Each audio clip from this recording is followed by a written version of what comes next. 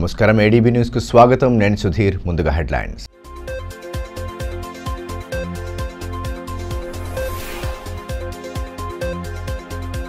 రాజీ మార్గం ద్వారా సత్వర కేసుల పరిష్కారం జాతీయ లోక్ అదాలత్లో పాల్గొన్న జిల్లా ప్రధాన న్యాయమూర్తి ప్రభాకర్ రావు కక్షిదారులు లోక్ అదాలత్ను సద్వినియోగం చేసుకోవాలని సూచన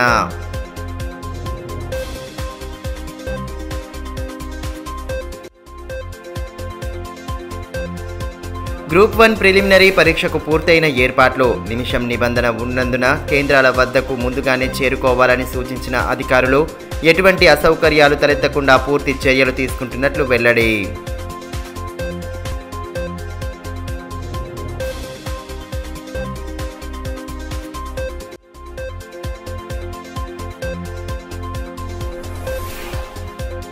ఈనాడు గ్రూప్ సంస్థల అధినేత రామోజీరావుకు ఘన నివాళి పత్రికా రంగంలో చేసిన సేవలను స్మరించుకున్న జర్నలిస్టులు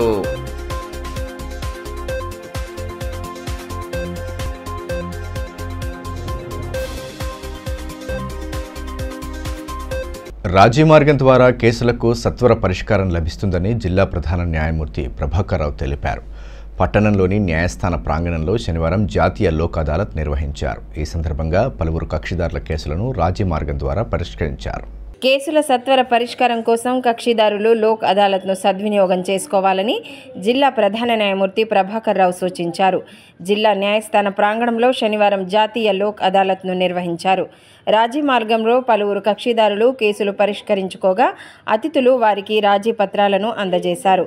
ఎస్పీ గౌస్ ఆలం, న్యాయమూర్తులు శివరాం ప్రసాద్, ప్రమీలా జైన్, డిఎల్ఎస్ఏ కార్యదర్శి సౌజన్య, బార్ అసోసియేషన్ అధ్యక్షుడు ఎండ్రాల నగేష్ తదితరులు పాల్గొన్నారు.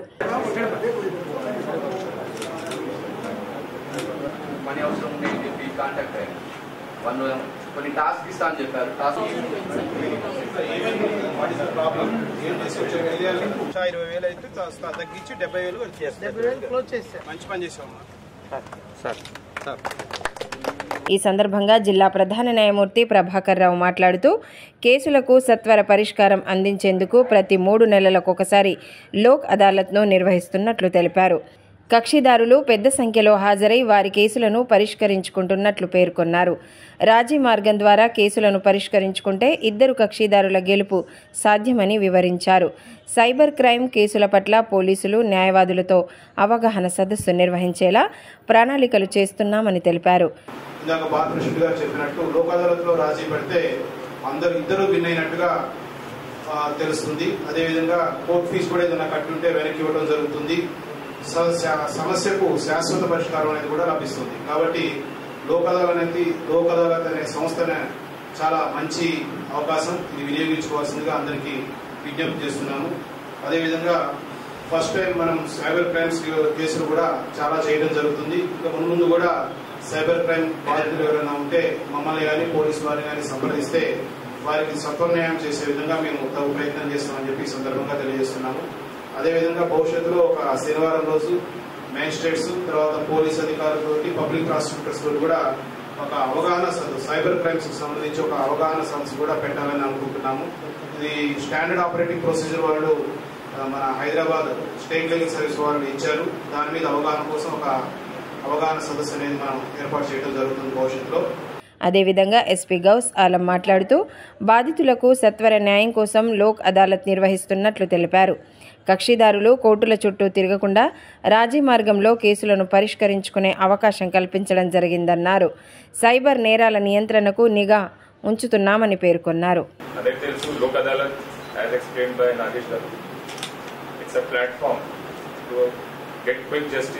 ensuring win-win situation for everyone, give chance for mediation and reconciliation. In addition to civil matters, criminal matters lo kuda, compoundable cases lo kuda, this process can be exercised.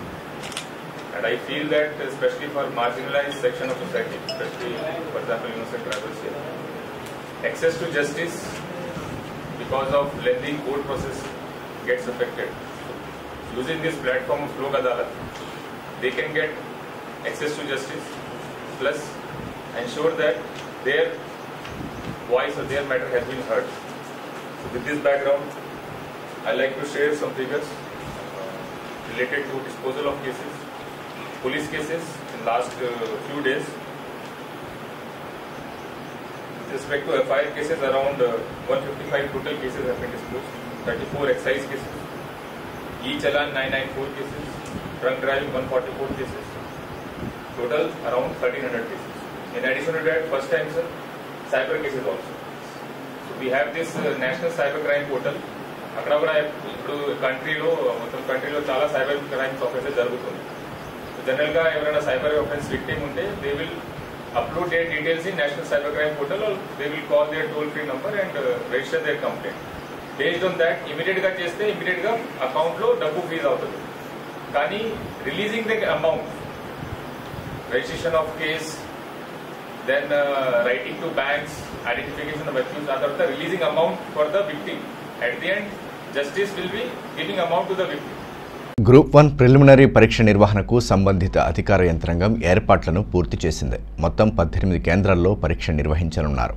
నిమిషం నిబంధన అమల్లో ఉన్న నేపథ్యంలో అభ్యర్థులు ముందుగానే కేంద్రాల వద్దకు చేరుకోవాలని అధికారులు సూచిస్తున్నారు. గ్రూప్ 1 ప్రిలిమినరీ పరీక్షకు అన్ని ఏర్పాట్లు పూర్తి చేసినట్లు పరీక్షల రీజనల్ కోఆర్డినేటర్ శ్రీనివాస్ తెలిపారు. ఈ నెల 9వ తేదీన పరీక్ష జరగనున్న నేపథ్యంలో కేంద్రాలను శనివారం అధికారులు పరిశీలించారు.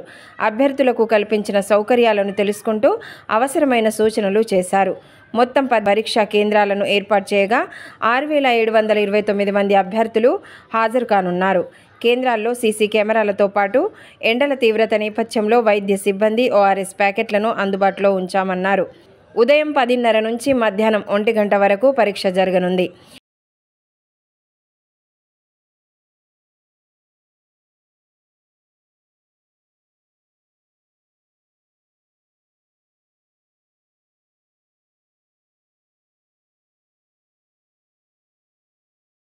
ఈ సందర్భంగా పరీక్షల ఆర్డీఓ శ్రీనివాస్ మాట్లాడుతూ పరీక్షకు వచ్చే అభ్యర్థులు పూర్తి నిబంధనలు పాటించాలన్నారు. నిమిషం నిబంధన అమల్లో ఉన్న నేపథ్యంలో కేంద్రాలకు ముందుగానే చేరుకోవాలన్నారు. హాల్ టికెట్, ప్రభుత్వం జారీ చేసిన గుర్తింపు కార్డు, పెన్నులు తప్ప వేరే వాటిని లోనికి అనుమతి ఉండదన్నారు.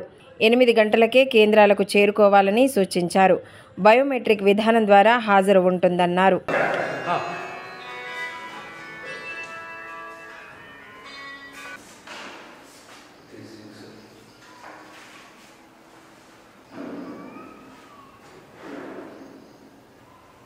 పత్రికా రంగానికి ఈనాడు సంస్థల అధినేత రామోజీరావు చేసిన సేవలు మరవలేనివని జర్నలిస్ట్ జేఏసీ కన్వీనర్ దేవేందర్ అన్నారు. రామోజీరావు తుదిశ్వాస విడిచిన నేపథ్యంలో స్థానిక ప్రెస్ క్లబ్లో సంతాప సభను ఏర్పాటు చేశారు. రామోజీ చేసిన సేవలను స్మరించుకున్న పాత్రికేయులు ఆయన చిత్రపటం వద్ద పుష్పాంజలి ఘటించి ఘన నివాళులు సమర్పించారు.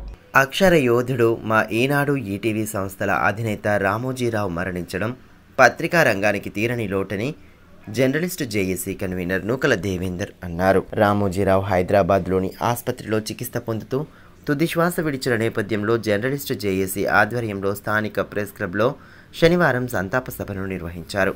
ఈ సందర్భంగా రామోజీరావు చిత్రపటానికి పూలమాలలు వేసి నివాళులర్పించారు. పత్రికా రంగంలో ఆయన చేసిన సేవలను స్మరించుకుంటూ నినాదాలు చేశారు. రామోజీ మృతికి సంతాపంగా 2 నిమిషాల పాటు మౌనం పాటించారు. కార్యక్రమంలో జేఏసీ కో కన్వీనర్ బీర్కుర్వార్ వెంకటేష్, జర్నలిస్టులు కందుల మహేందర్, మేడిపట్ల సురేష్, సారంగపాణి నరేష్, గంట వినోద్, అల్కే అశోక్, రవీందర్, భేగ్, సంద సురేష్, మోయిజ్, రాజేష్, గోపి, నర్సింగ్, దీపక్, అజయ్, వినోద్, నిలేష్, శ్రీకాంత్, కిరణ్, అస్మత్ అలీ, రాము తదితరులు పాల్గొన్నారు.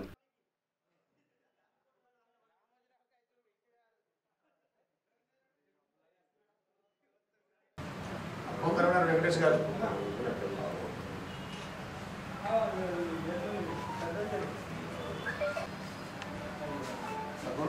ఫోటోగ్రాఫర్ల సంఘం అధ్యక్షుడు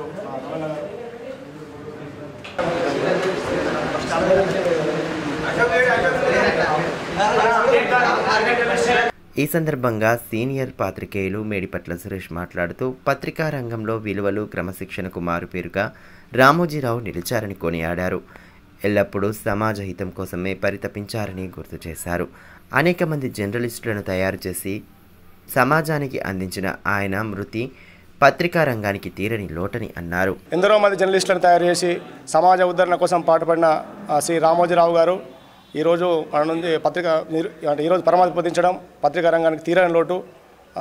ఆయన చేసిన తెలుగు రాష్ట్రాల్లో ఆయన పత్రికా రంగానికి చేసిన కృషి అమోఘం, చాలా అసలు వెలకట్టలేనిది. ఆయన ఇచ్చిన తరబీదు వల్ల ఈరోజు వందలాది మంది జర్నలిస్టులు తయారై సమాజంలో వివిధ పత్రికల్లో పనిచేస్తున్నారు. అనేక మంది ఈ పత్రికా రంగానికి సమాజహితం కోసం పాటుపడుతున్నారు. అలా ఈ జర్నలిజానికి కూడా విలువలు క్రమశిక్షణ అనేది నేర్పిన వ్యక్తి.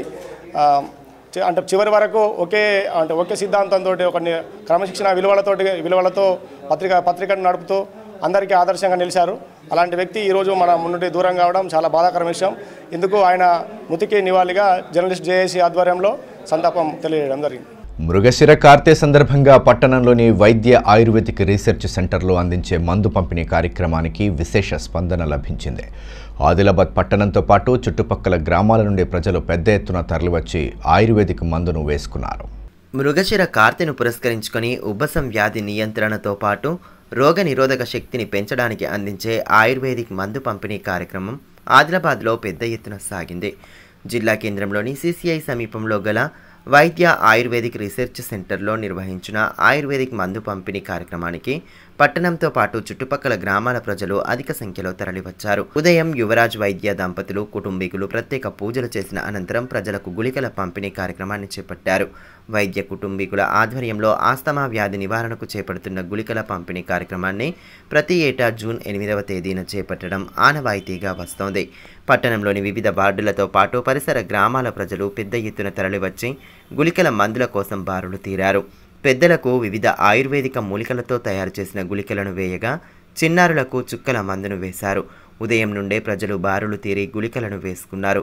ఉబ్బసం వ్యాధి నియంత్రణకు వైద్య ఆయుర్వేదిక్ రీసెర్చ్ సెంటర్ ద్వారా మందు పంపిణీ చేపడుతున్న నిర్వాహకులను పట్టణ ప్రముఖులు ప్రత్యేకంగా అభినందించారు. సనాతన హిందూ ఉత్సవ సమితి అధ్యక్షులు ప్రమోద్ ఖత్రితో పాటు సమితి సభ్యులు కార్యక్రమంలో పాల్గొన్నారు.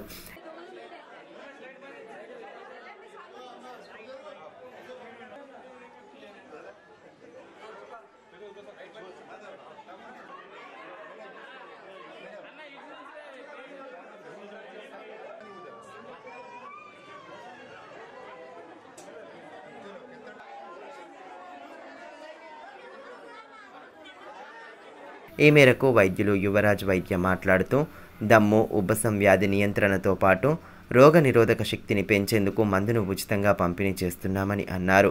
ఋతువులు మారే సమయంలో వచ్చే వ్యాధుల నుండి తట్టుకోవడానికి ఆయుర్వేద మందు విశేషంగా పనిచేస్తోందని పేర్కొన్నారు. సంవత్సరం మాదిరిగా ఈ సంవత్సరం కూడా ఆయుర్వేదిక్ రీసెర్చ్ సెంటర్ తరఫున ఉబ్బసం వ్యాధి శ్వాస వ్యాధి కోసం మనం ఈ పంపిణీ చేస్తున్నాం. ఇది ఫ్రీ మెడిసిన్. ఇది మా ఒక కోరికకి శ్వాస వ్యాధి నిర్మూలనార్థం అంటే ఇరాడికేషన్ చేసుడు. ఇది పెద్ద ఆలోచన, కానీ చిన్న అడుగు మనం ఇస్తున్నాం. జనాలది శ్వాస వ్యాధిది ప్రభావం అసాధ్య వ్యాధి. ఇది ఆ అసాధ్య వ్యాధికి మనం కొంచెం వాళ్ళ బాధకు మేము తగ్గిస్తున్నాం. ఇది మాకు ఒక సమాధానం అనుకోండి. పబ్లిక్ వాళ్ళ విశ్వాసం మా మీద ఉంది, మేము దానికి పాత్రం అవుతున్నాం. అదే మాకు సంతోషం. ఇది ప్రతి సంవత్సరం మనం 20 సంవత్సరాల నుంచి ఇది మందు వేస్తున్నాం. ఈ మందు లోపల చిన్న పిల్లలకు పుట్టిన నుంచి 5 years వరకు మనం డ్రాప్ మూలంగా ఇస్తున్నాం. ఇంకా పెద్దలకు గుటికా మూలంగా. ఇది ప్యూర్లీ ఆయుర్వేదిక్ మెడిసిన్ అని ఇది పిల్లలకు భవిష్యం లోపల ఈ శ్వాస వ్యాధి రావద్దని మేము కోరుకుని ప్రతి వాళ్ళు ఇది లాభం పొందుకోవాలని మేము కోరుతున్నాం. ఈ శ్వాస వ్యాధి ఇది అసాధ్య వ్యాధి. ఈ మృగనిశీర తర్వాత పొల్యూషన్ లోపల ఏ వ్యాధి పెరుగుతుంది, అందులో ఈ యొక్క వ్యాధి ఆ వ్యాధికి అనుసరించి మనం ఒక అనుసంధానం చేసి గోళీ గుటిక మూలంగా మనం చేసినాం. ఇలా ఒక గుటిగా ఉంటుంది, ఒక నీళ్ళు తాగే నీళ్ళు మందు ఉంటుంది. ఆ మందు మీరు వాడితే మీ శ్వాస వ్యాధి తగ్గాలని మేము కోరుకుంటున్నాం. కేకే స్విమ్మింగ్ అకాడమీ ఆధ్వర్యంలో స్విమ్మింగ్ పోటీలను ఈ నెల 6వ తేదీన నిర్వహించనున్నట్లు కోచ్ కొమ్ము కృష్ణ తెలిపారు. ఈ మేరకు ఏర్పాటు చేసిన సమావేశంలో ఆయన పాల్గొని పోటీల వివరాలు వెల్లడించారు. కేకే స్విమ్మింగ్ అకాడమీ ఆధ్వర్యంలో నిర్వహించనున్న స్విమ్మింగ్ పోటీల్లో ఆసక్తి కలిగిన బాలబాలికలు పాల్గొనాలని నిర్వాహకులు కోచ్ కొమ్ము కృష్ణ తెలిపారు. స్థానికంగా ఏర్పాటు చేసిన సమావేశంలో ఆయన పాల్గొని పోటీల వివరాలను వెల్లడించారు. ఈ నెల 9వ తేదీన సాయంత్రం ఇందిరా ప్రియదర్శిని మైదానంలోని స్విమ్మింగ్ పూల్లో పోటీలను నిర్వహిస్తున్నట్లు ఈ సందర్భంగా కొమ్ము కృష్ణ తెలిపారు. విత్ ట్యూబ్, వితౌట్ ట్యూబ్ విభాగాల్లో పోటీలు జరగనున్నాయని పేర్కొన్నారు. పోటీల్లో ప్రతిభ కనబరిచిన వారు ఈ నెల 23న జరిగే జూనియర్, సబ్ జూనియర్ విభాగాలకు ఎంపిక అవుతారని తెలిపారు. ఆసక్తి కలిగిన బాలబాలికలు పోటీల్లో పాల్గొనాలని సూచించారు. ఇందిరా ప్రియదర్శిని స్టేడియంలో గల స్విమ్మింగ్ పూల్లో ఈ నెల 9వ తేదీన సాయంత్రం 5 గంటలకు జరగబోయే స్విమ్మింగ్ కాంపిటీషన్ను అందరూ పాల్గొనాలని కోరుతున్నాను. మళ్ళీ ఇది గ్రూప్ వైజ్గా, ఏజ్ వైజ్గా, కేటగిరీ వైజ్గా విత్ ట్యూబ్ వితౌట్ ట్యూబ్ అని 2 విభాగాలలో కాంపిటీషన్ అనేది జరగబోతుంది. 5 సంవత్సరాల నుండి 18 సంవత్సరాల వరకు.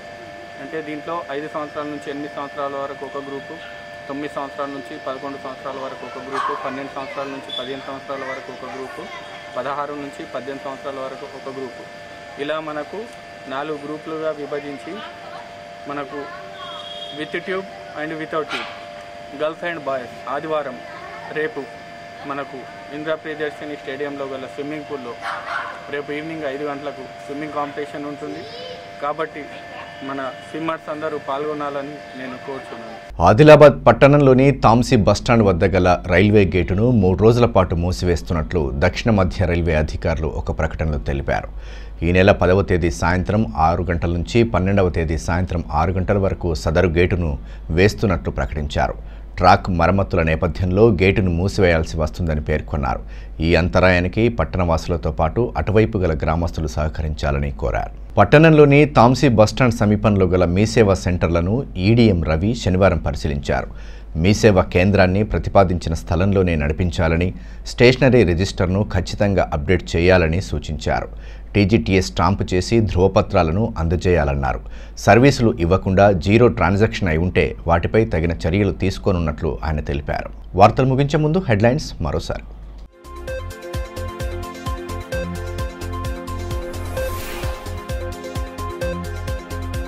రాజీ మార్గం ద్వారా సత్వర కేసుల పరిష్కారం. జాతీయ లోక్ అదాలత్లో పాల్గొన్న జిల్లా ప్రధాన న్యాయమూర్తి ప్రభాకర్ రావు కక్షిదారులు లోక్ అదాలత్ను సద్వినియోగం చేసుకోవాలని సూచన.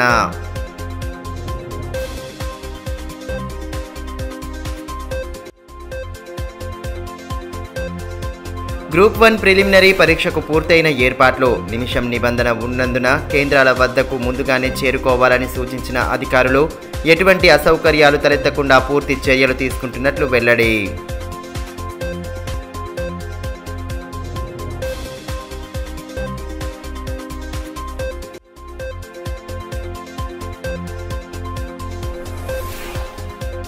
ఈనాడు గ్రూప్ సంస్థల అధినేత రామోజీరావుకు ఘన నివాళి. పత్రికా రంగంలో చేసిన సేవలను స్మరించుకున్న జర్నలిస్టులు.